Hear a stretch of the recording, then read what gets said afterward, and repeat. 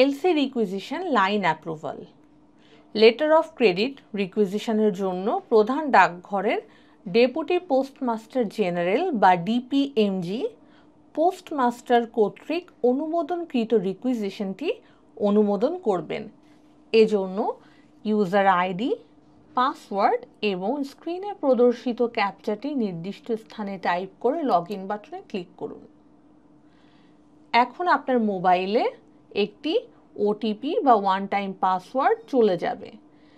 উক্ত ওটিপি নির্দিষ্ট স্থানে টাইপ করে ভেরিফাই বাটনে ক্লিক করুন।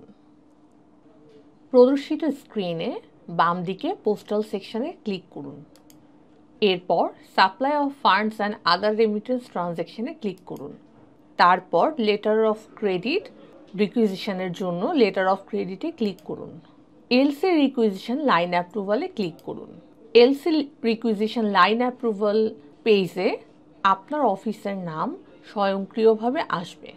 এলসি রিকুইজিশন টাইপ স্বয়ংক্রিয়ভাবে দেখা যাবে। এরপর কারেন্ট ফাইন্যান্সিয়াল ইয়ার নির্বাচন করুন। তারপর গো বাটনে ক্লিক করুন।